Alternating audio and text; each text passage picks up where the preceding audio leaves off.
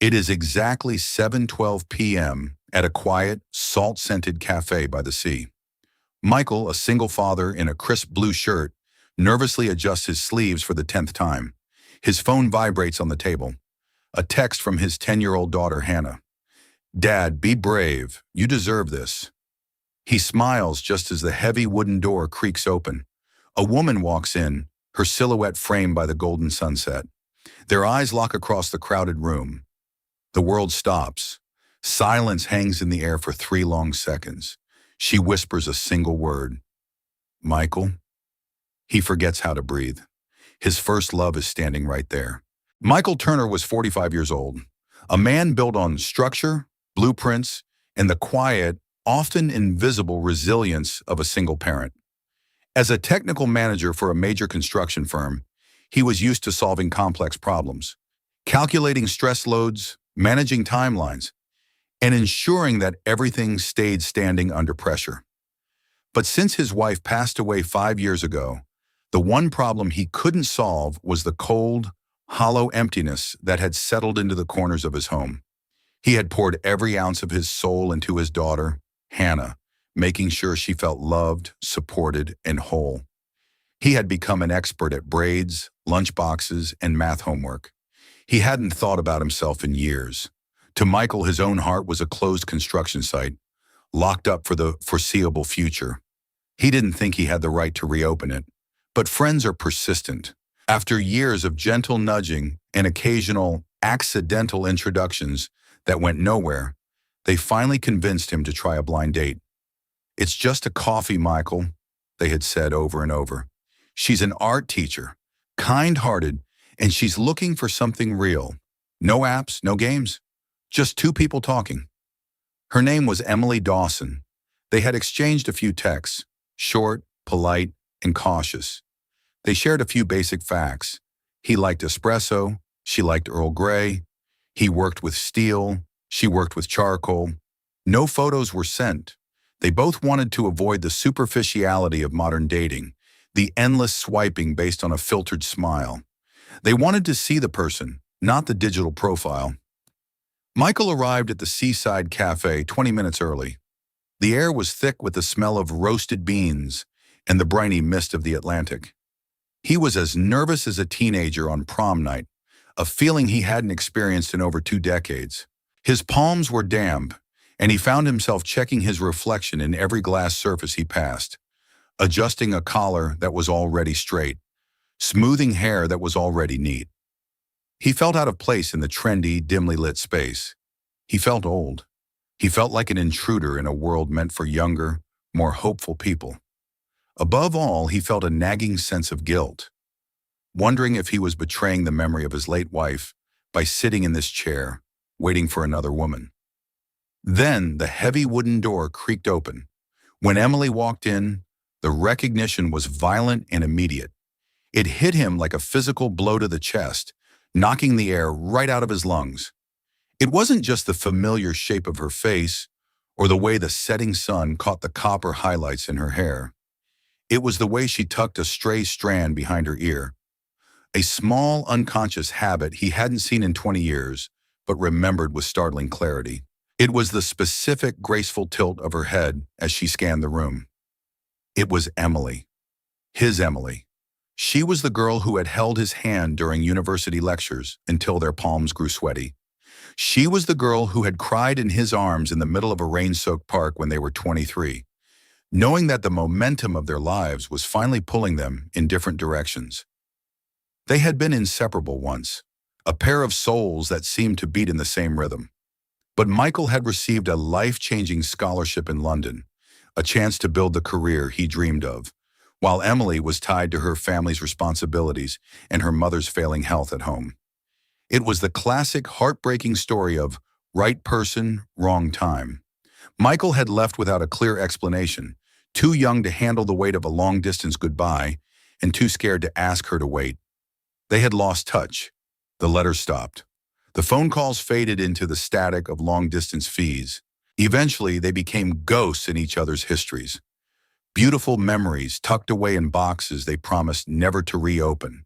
And now here she was, 44 years old, with fine lines at the corners of her eyes that only made her look more beautiful, more substantial. She was no longer the girl in the floral sundress. She was a woman who had clearly lived through her own storms. Michael stood up, his legs feeling like lead. His heart was hammering against his ribs, loud enough that he feared she might hear it.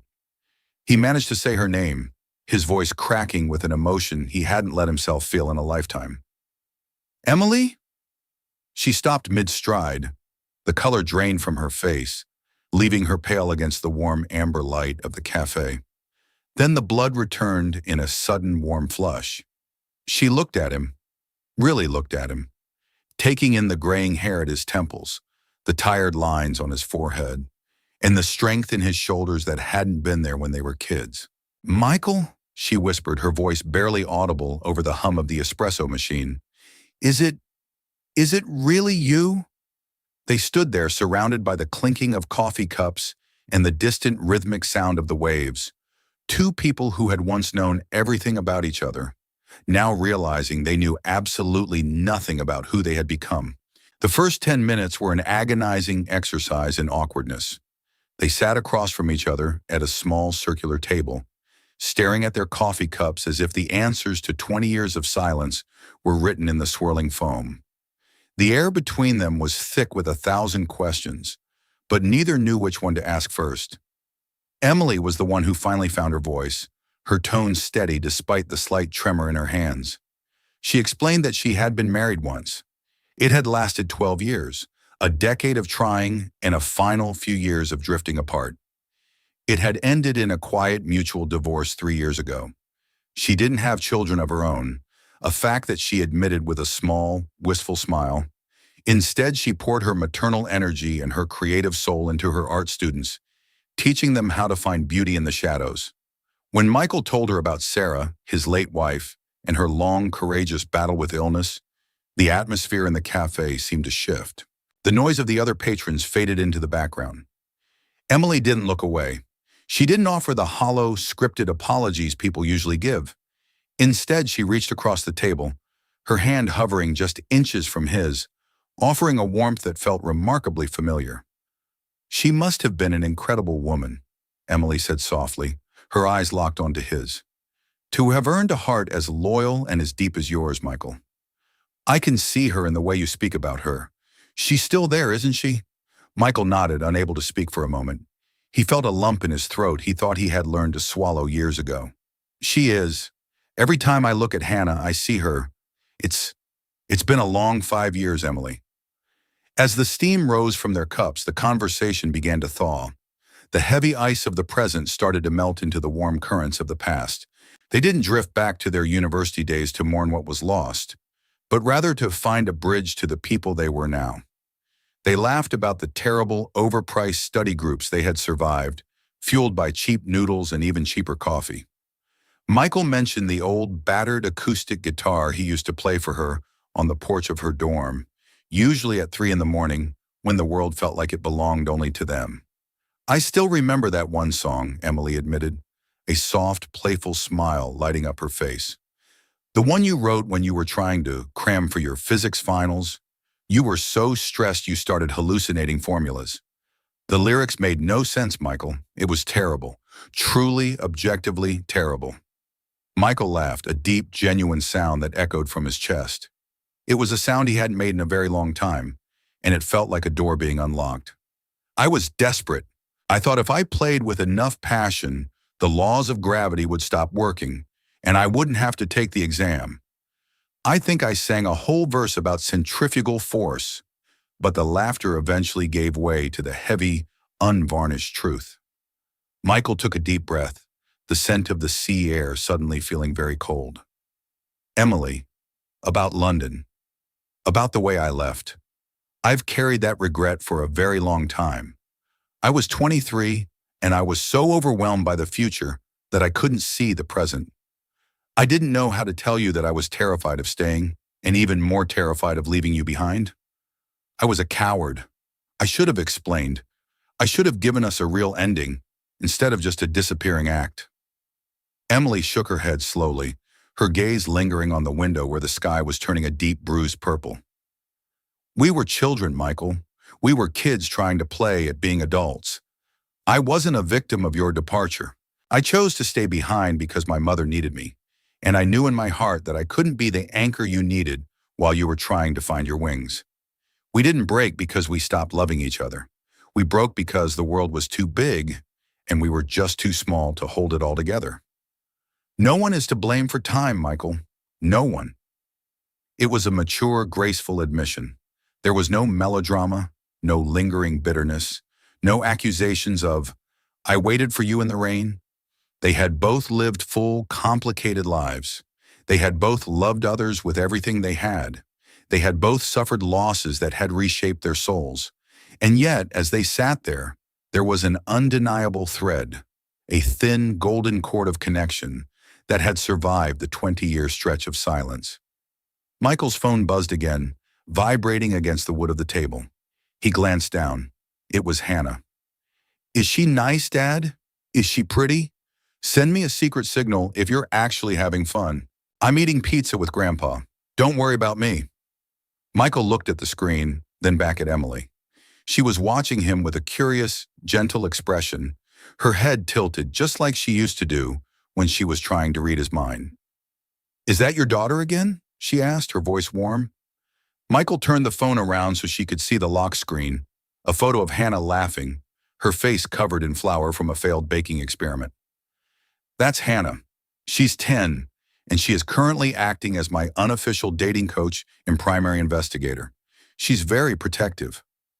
Emily looked at the photo, her eyes softening in a way that made Michael's heart ache. She has your eyes, Michael, that same steady, quiet look. But she has a spark in her smile that looks entirely like her own. She looks like a girl who knows she is very, very loved. Michael felt a surge of pride, and for the first time in 5 years, he felt a flicker of something he had forgotten existed. A hope that didn't feel like a betrayal of his past, but a continuation of his journey. The blind date had officially ended, but neither of them made a move to leave.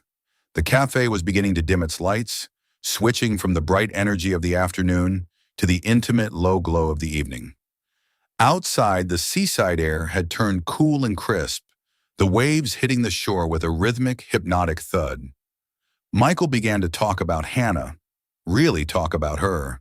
He didn't paint the perfect, filtered picture most parents do. He spoke about the raw, gritty struggles of being a single father. He spoke about the nights he spent crying in the darkened kitchen so Hannah wouldn't see his grief, the way he felt like he was constantly failing her, and the terrifying responsibility of trying to be both a mother and a father to a girl who deserved the world. I'm not a hero, Emily, Michael said quietly, his voice barely a whisper. I'm just a man trying to keep a series of promises I made to a woman who isn't here to hold me to them anymore. Some days I wake up and I'm just stable. I've reached a point where I'm not falling apart, but I'm not sure if I'm actually happy. I'm not sure if I remember how to be. Emily listened with a profound, focused intensity. She didn't interrupt with platitudes or try to fix his feelings with hallmark cliches. She let his words hang in the air, giving them the space they deserved.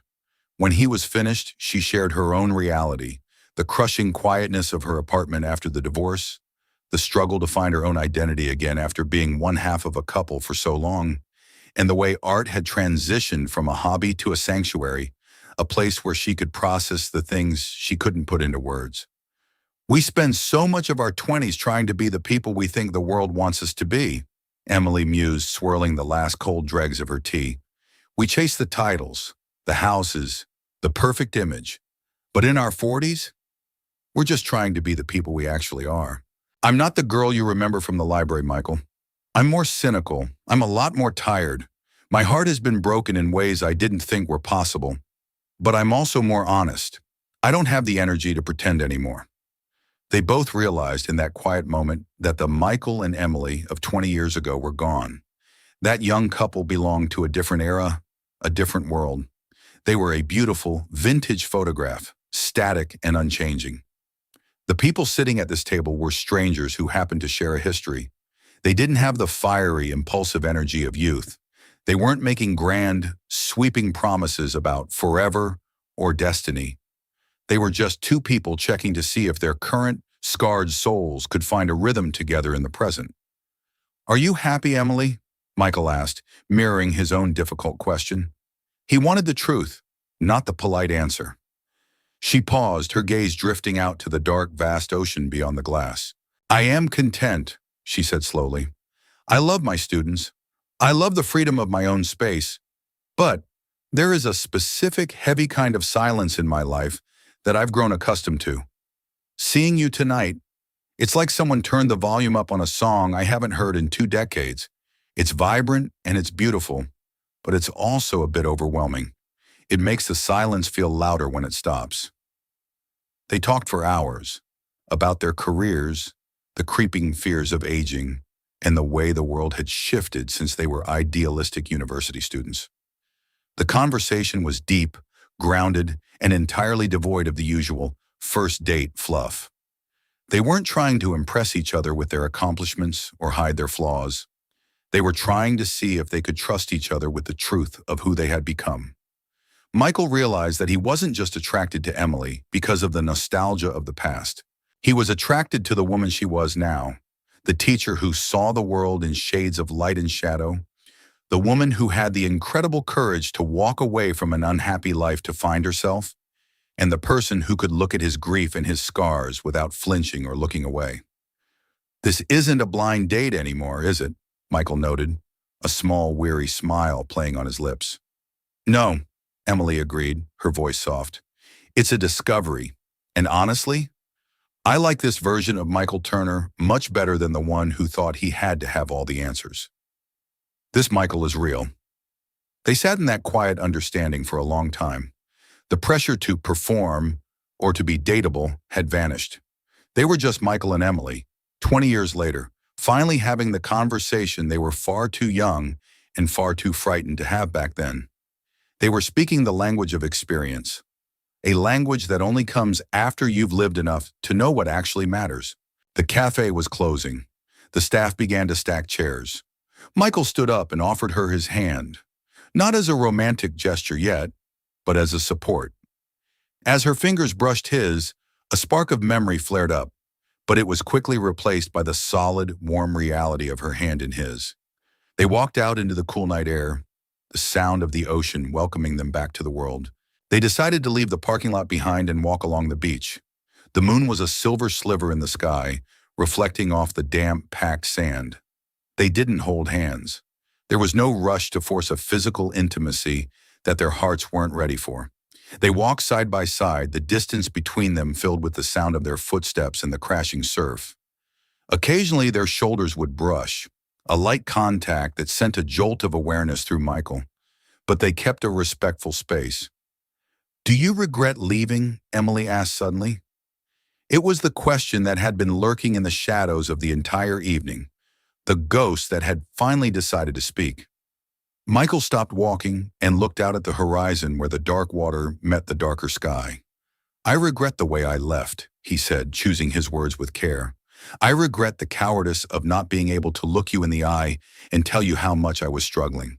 But if I hadn't gone, I wouldn't have met Sarah. I wouldn't have had those years with her, and I wouldn't have Hannah. I can't regret the life that gave me my daughter, Emily. I just can't." Emily nodded, her eyes reflecting the pale moonlight. "And if you hadn't gone, I wouldn't have learned how to stand on my own 2 feet. I wouldn't have discovered the art that eventually saved my sanity during my divorce. I wouldn't have become the teacher I am today. We had to live those separate lives, Michael. We had to become these specific people to be standing here tonight." They realized as the cold wind whipped around them that destiny is a romantic idea for the young, but choice is what actually builds a life for the mature. They hadn't been meant to be together for those 20 years. They had been meant to grow apart, to be broken by the world in different ways, so that they could potentially choose each other now, not out of a desperate need, but as whole, independent adults who understood the cost of a second chance. "We were 23, Michael laughed, a dry, self-deprecating sound. "We thought we knew everything there was to know about love. We thought it was just a feeling that happened to you." "We knew absolutely nothing," Emily laughed with him, the sound carried away by the wind. We only knew about passion and the fear of losing it. We didn't know about the endurance of it. They talked about what comes next. Neither of them was talking about marriage, or moving in, or grand, cinematic gestures. They talked about a second date. They talked about the possibility of Emily meeting Hannah, perhaps in a casual setting. They talked about taking it slow, honoring the past they shared, but refusing to live in it. They didn't want to be a sequel to a movie that ended 20 years ago. They wanted to start a new story. I don't want to date the girl I left in the library 20 years ago, Michael said, stopping to face her. The wind was ruffling his hair, but his gaze was steady. I want to get to know the woman standing in front of me on this beach right now, the one who has seen the world and isn't afraid of it. Emily smiled, and this time, she reached out and briefly, gently, squeezed his forearm. I think that's the most romantic thing anyone has ever said to me. Because the girl from 20 years ago is gone, Michael. She's a ghost, but I am still here, and I'm curious to see who you've become too. They walked back toward the parking lot, the heavy weight of the past finally feeling like it had been set down on the sand and left for the tide to wash away. They weren't haunted by their memories anymore. They were just two people who had found a lost key in the back of a drawer and were curious to see if it still fit the lock, or if the lock had changed along with them. When they reached her car, there was no awkward lingering, just a simple, warm hug, a hug that lasted a few seconds longer than a friendly one. Michael could smell the faint scent of charcoal and lavender on her coat. It was the scent of the present. Michael pulled into his driveway, the engine of his SUV ticking as it cooled. His heart felt lighter than it had in half a decade, a sensation so foreign he almost didn't recognize it. He walked into the house, and as expected, the living room lights were still on. Hannah was waiting on the sofa, a book open in her lap, but her eyes fixed squarely on the front door. "Well?" she asked, her eyebrows shooting up in an uncanny imitation of her mother's inquisitiveness. Was she the one? Do I need to start clearing a space in the closet? Michael sat down beside her and pulled her into a warm half hug. She was the first, Hannah. A very, very long time ago, she was the first person I ever really loved, before I even knew what that word meant. Hannah's eyes went wide, the book sliding off her lap. Wait, like a movie? You actually met your first love on a blind date? That's literally a plot on the Hallmark Channel, Dad. That's insane. Haha, something like that, Michael smiled, ruffling her hair. But she's different now, and so am I. We've both lived a lot of life since then. We're going to take it slow. We're going to see if we can be friends first. Is that okay with you? Hannah leaned her head against his shoulder, her voice soft and sincere. If she's the reason you're smiling like that, Dad, then it's more than okay. I haven't seen that smile in a long time. A few weeks later, Emily invited Michael and Hannah to her student art exhibition. There were no grand proposals, no cinematic kisses under the rain, no dramatic speeches. It was just a sunny Saturday afternoon in a high school gymnasium filled with the scent of fresh paint and construction paper. Michael watched from across the crowded room as Emily knelt down on the floor to talk to Hannah about a charcoal drawing of a lighthouse. They were both laughing at something, their heads close together, the light from the high windows illuminating them both. Michael didn't see a ghost from his university days. He didn't see a regret. He saw a bridge to a future he hadn't dared to imagine. He realized then that adult love isn't about the explosive fireworks of youth. It isn't about the desperate, I can't live without you energy of a 20-year-old who hasn't yet learned how to stand alone. It's about the quiet, deliberate, and courageous choice to walk beside someone who knows your history, understands your scars, and chooses to stay anyway. Michael hadn't expected to find his first love again. He had expected an awkward coffee with a stranger, but he learned that a second chance isn't a miracle dropped from the sky. It's a choice made by two people who have finally grown up enough to handle the truth. He didn't go back to his past. He invited his past to join him in his present. And as he watched Emily and Hannah walk toward him, hand in hand, he realized that for the first time in a very long time, he wasn't just stable, he was happy. If you believe that a second chance comes from growth, not magic, subscribe for more stories of mature love. Leave a comment. Do you believe you could ever love an ex again after you've both changed? Let's discuss below.